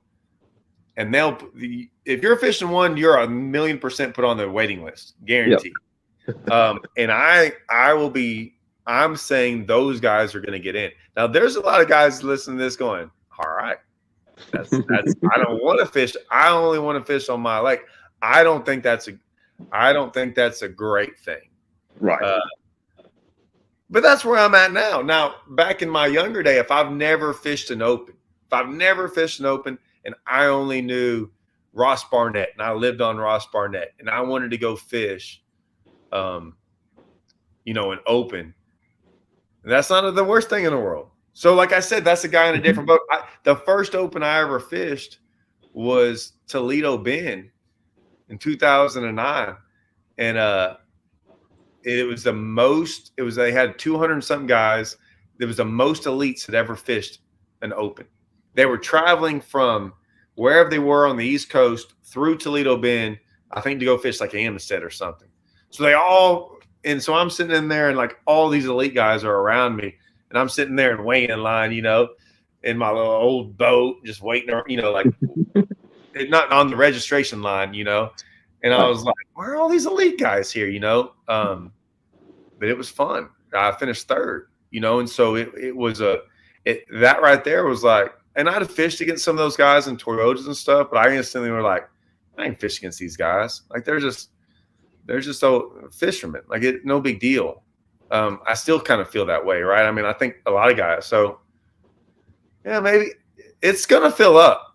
That I'm not disagreeing with. I think it's gonna fill up. I just think it's gonna be different. I like the guys that fish all three of them, me personally. Yeah, that's I like fair. watching guys having to go struggle on all these different lakes. Yeah. Because it takes, it's like us, going down the choke, a few weeks back. I mean, I've never been there. Of course, for me, I'm going to do as much homework as I possibly can before I show up. So, I'm kind of like not in the dark, so to speak. But, that kind of leads me to the next question, and we'll go down to, let's go to a highly pressured lake. Let's go to Rayburn or Toledo. What percentages do you think actually influence participation or entry fees in the opens or the ABAs or MLFs, on prospective bodies of water? And I think personally, sometimes with that, what influences is the individuals, because when you start seeing names, which I'm very versed with the names, on certain bodies of water for is, the participants that are fishing. So what percentage do you think influence a guy, so to speak, that may want to come and fish the opens this year in any prospective region in participating or signing up for those tournaments, man, around the country? Well, I mean, if they were worried, I think I'm answering this. If they were worried about filling them up, they could never fill it up if they just went to Red River, right? So if you wanted to fill up opens, you would go to places like Guntersville, Rayburn, Grand Lake, Kentucky Lake used to be one. Anywhere you could just pick a Florida lake. So certain lakes are always going to get the interest of guys wanting to fish those lakes. you kind of understand what I'm saying? You know what I'm Yeah. saying? Yeah. I don't think no one from the Red River around the Red, like no one fishes the Red River. Right. Like you're getting zero participation from locals down there. And even if you had it, you'd have like less than 20, maybe 10. If you did it on Rayburn, you could get as much as 70. Right. Like locals from Rayburn. And so I think that's where, because when I go around the country, like I see it. Like Ross Barnett doesn't have that die hard. There's not a lot of guys like, so there's always guys from around the country that like are regionally known that like Gunnersville's one, right? There's going to be 10 guys on Gunnersville that when they get in it, 5 of them might do horrible, but the other 5 are like up there. And it's like that on Rayburn. It's like that anywhere. And so I think that matters a lot more. But the problem is I don't know. These opens are weird. I can't listen. The opens, I don't understand them. I've never understood it. Like we live even in our state, Texas is the only state that has 3 divisions or 3 tournaments in the Toyotas that are all in the state. Mm-hmm. Yep. And you will see 40 guys from Texas drive. And this was back when there was no tournaments. No opens would be in Texas. They would drive 9 hours away to fish the central divisions. And they won't fish the Toyotas with better payout, better everything. And they're an hour or 2 away from some of these lakes. Yeah. Is that because they want? So it makes you wonder: are they trying to make the classic? Which, I'm sorry, man. If anyone's really out there trying to make the classic through the opens, I know people do it. Don't get me wrong. It's very, very difficult. It's very hard to win an open. Don't care who you are. And then you've got, if they're trying to make the elites, okay, the same group now has to fish all night of them. So I don't get that. I just didn't understand why those guys would go and do it, because I'm sitting here going, you got these great tournaments in your own backyard and you won't even fish them, but yet you can't wait to go fish the deal. So I don't know. I don't know if it was in a status deal, like, hey, look at me. Yeah. You know, there's I had a guy, man, I tell you, 3 years ago, had a guy I met at Rayburn. Actually, he was fishing a tournament down there. Run into him 1 year. The following year, ran into him again, pretty much same event. And not going to mention his name. Maybe if he's watching, he'll know. And he's like, man, I'm going to go and I'm going to fish the opens. I'm going to fish all of them. And I'm like, man, you sure that's what you want to do? Oh, man, I've got the means and I'm going to go and I'm going to do it. And I'm like, man, pretty tough competition. I'm not telling you can't. And I'm not telling you you're a bad fisherman at all. But kind of to just, piggyback what you said, why don't you fishing them in your own region? Why don't you get good here? And I was fishing both of them. Oh man, those guys down there and here, man, I just want to get away and maybe my chances will be better. And I'm like, did you really think this through? Because, I mean, it didn't really matter how many weeks you put in on a body of water that you've never been on. If things change, wind, water, everything changes from one day to the next. Or, if you're on a tidal system and you never really fished one before, and you have all these variables, then what are you going to do? Because you don't have that much time. It's kind of what I told him. And man, he kind of struggled out there. And I think he made a check at one event. And it's like, and I told that story to say this, that's kind of what the BSS thing is going to be about. I think guys like me, you may be good fisherman. You may be a great fisherman, in your prospective region, on your prospective bodies of water that you frequent. But I would say I'd say one body of water. Okay. I mean, that's fair. But you're familiar. You're probably familiar, Todd, with the other 2 bodies of water that we may go and we may frequent. No. So So what I'm gonna say is this: what you said was, like, I'm agreeing with you in the sense of what you told him. Mhm. What he said was is I'm gonna try to get away. Well, dude, Mhm. if you can't beat those guys on Rayburn or Grand Lake, if you're not one of the top guys at your home lake, uh, you shouldn't be running away from those guys to go fish somewhere else. Now, I will say what has amazed me is there's a certain group, there's a couple fishermen I know that aren't that great on Rayburn that do catch them everywhere else, Mhm. but they can't come to Rayburn and like they enter a local event and ain't nobody worried about them. Right. And it's weird and I think those guys are good at some of those guys are good at going and fishing all those 9 of those events, Mhm. right? I'm always scared of the guy that can freaking just beat your brains in at home, Right. and then go somewhere else and then is pretty consistent. Because I look at that guy like, man, that guy can win. Yep. Like the other guy might be really consistent and just knows how to catch a limit everywhere he goes. I'm more worried about the guy who's like, man, I'm not sure he'll try to beat you by 12 pounds Mhm. because Yeah. in the end, that guy on the final day, the other guy's like, oh, he's gonna go catch another 14 pounds like he did the other. That guy's like, oh, that guy might go catch 28 because Yeah. he don't care. That's just how he fishes.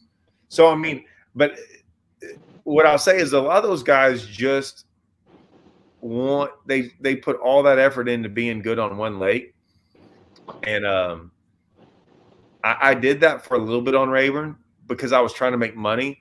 But it's why I left. It's why I left Rayburn and wanted to fish all those other lakes because I knew I had to. I knew I had to I knew I had to learn, um, not the lakes per se, but just that whole like you said, that traveling, the things changing.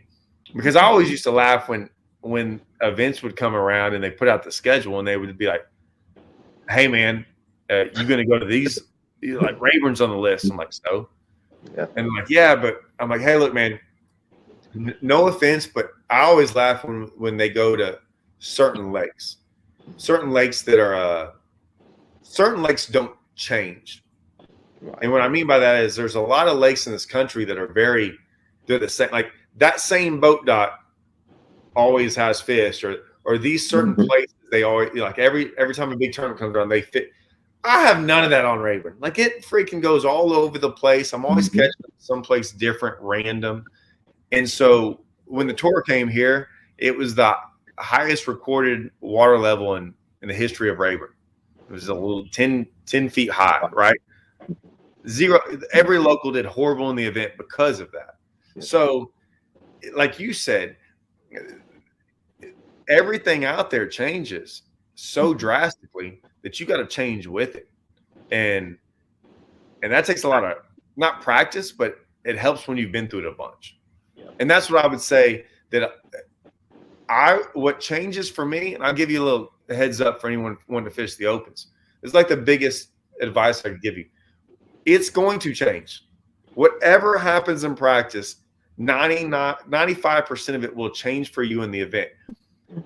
The 10 guys that make the cut, if you're lucky, 5% of like those 5 of those guys were the 3% of guys that, now I know that's a lot, I'm going in there, but those 5 guys, nothing changed for them in the event. Right. What they figured out in practice worked for them in the tournament for whatever reason. The other 5 guys that made that top 10, everything did bad, and they went and figured out another way to catch them. And they adjusted better than all the other field. And that's what happened. Those 5 guys figured out a better way to adjust than the other 225 guys, 20 guys did.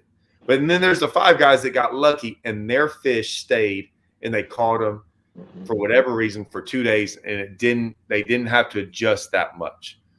But you can't count on that, right? I think 5 guys out of 230 that happened to. And so that's what I think happens. And like you said, it changes. And rarely in the opens does it change because of wind, weather, anything. It changes because of pressure. Right. The people will make lakes change quicker than in the opens, more than any kind of weather. And when I mean weather, like anything like wind, clouds, rain, flooding, it's 90% of it's people. Yep. Put pressure and change the fish. And being able to adjust to people, in my opinion, is if you're able to do that, you'll have way more success than having to change because of variables with weather. Right. Yeah. That's the best advice. That's what I have learned. I look at everything through that perspective. Because everyone's like, it's been the same for 4 days. And I'm like, and I just start smiling. Because I room with Blake. Blake showed me, and I was like, it'll change. You'll see, watch. Yeah. He's like, what do you mean? I'm like, just wait. Always does. So one thing I can count on, it will change. And you will have to adapt. And you will probably catch fish in ways that, if you catch them, you will have to catch fish in ways that you probably didn't. It wasn't it would be plan F or plan M, because that's how far down the list you got, you know? Yeah, it's going to be interesting, you know, Todd, going into the 2020, 22, 23 season, you know, BSS and the Opens, because, you know, even though they had a really good number, as we stated earlier, you know, in participation this year, you know, with this new information coming out, you know, I'm going to be interested to see, you know, if it's going to be the same or it's going to go greater, because I think it comes down to the nuts and bolts of it is that the guys that are already out there that have the means necessary to go fish all 9 events are going to do it. And I'm not going to think, you know, anything about it. I think some of the pros, you know, and other or amateurs in, you know, in other divisions are going to jump on this opportunity to be like, hey man, this is an easy way to get to elite status. And you know, with a guy like me, man, I don't have a chance because I just don't have the time, you know, to take off to go to fish all 9 events, man. It doesn't add up for me. Well, not at all. So it's, I don't care what anyone says, it's easier. And here's why it's easier. Say they do it 150 guys.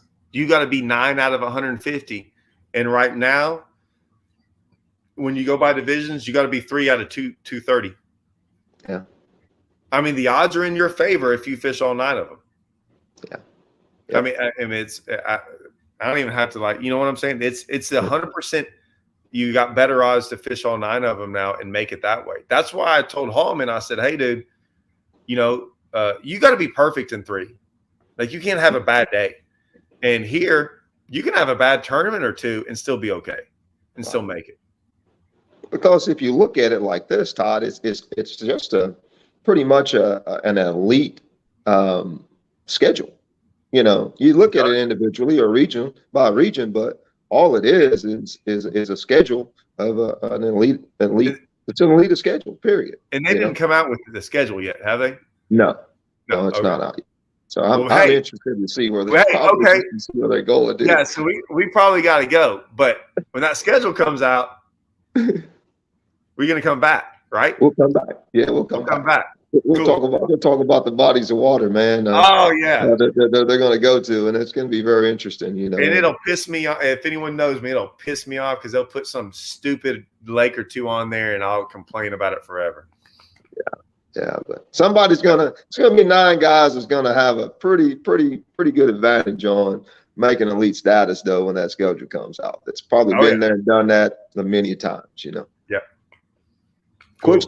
Quick story before I go, guys. This guy here is one of the most competitive guys that I've ever fished against. And I'm sure if we played baseball or basketball or soccer or tennis or anything, bowling or anything of that nature, I'm sure he has the same intensity level. So we were at Choke, right? And we were standing in line with our fish on day 2. And I was like, Todd, what do you got? What do you have in the bag? And, you know, I said, I don't know. You know, maybe I got about what I had yesterday. I got 20, maybe 22, which, you know, he's dead on. He had 22 and some change. And, of course, we had 2 big fish, me and my partner. And he looks over there and he's like, are all of them like that? And I was like, nah, I just got a couple. So he weigh in, I weigh in. And then he walks up to me when we were taking pictures. I still beat you by what was it, an ounce? No, you beat me. I beat you by an ounce or something. Yeah, I was paying attention. Yeah. No, so So even in my deep water series, I'm finishing them up. So I was doing the editing on the 10th one on episode 10. And I gave you a shout out in it because the same deal. I was like, there weren't very many big bags that day. Right. And so it was funny how me and you were right beside each other about to go weigh in. And I was kind of like, I got one of these big bags. And it always sucks, right? When you're up there and you're like, I got me a big bag. And you're like, really? Like, you got one too? And so, because we were like, you're like, hey, let me go in front of you. And I'm like, nah, I'm going, like, because, you know, you don't want to go up after someone who weighs a big bag, even if you kind of have one, because you look, but you went after me. I think so. I think you beat me by 0.06. Yeah, something like that. Yeah. I was like, yeah, you got me. Good stuff. Yeah. But I don't get him often, but man, when I do, it feels really good because man, he's one of the best sticks in the country, in my opinion. Well, I appreciate it. And hey, man, I'm glad you came on here. I know it was last second, and had a good time, man. I'm really glad because, man, I just wanted to hear. I just wanted to hear a different perspective and different thoughts on it. You know, I always like listen to other people because you changed. You did, man. I'm sure if I said this, my wife would be going, "What?" But I was like, "Man, you changed my thoughts on." I think you're right. I don't want to get into it again, but I think you're right. I think those guys are going to fish regardless. Yeah, they really are. They step back, and you step back, you know, and say, you know what? I know. They're going to go fish. I think the greatest thing you said was, man, like, you know, guys, it's that first initial thought of all this, and then it's going to calm down. And then when it comes down to it, that day for registration, they're going to be like, I can't do it. And they're going to be calling in. You're right. Yeah. You're right. Yeah. And he doesn't say that often. I'm telling you. No. Hey, man, I'm going to tell you what. I took a picture, screenshot. You know, we recorded it. Man, I'm going to save this forever. Because it's hard for him to say, oh, you're right. Yeah, my wife's probably in the other room. She probably can't hear any of this. And she's probably like, got a weird feeling over her. She's like, something weird's happened in this house that I'm not used to. That's good stuff, man. Well, hey, buddy, man, appreciate you having me on, and I look forward to fishing with you and against you in the future. All right, man. We'll take it easy. All right, take care, Todd. Hey, everyone, guys, keep leaving. Hopefully this is recorded and this will keep going out so everyone can keep watching it. But throw them comments down there. We'll look at them and comment back. All right, Todd. Talk to you later, bud. All right, man. All right, bye.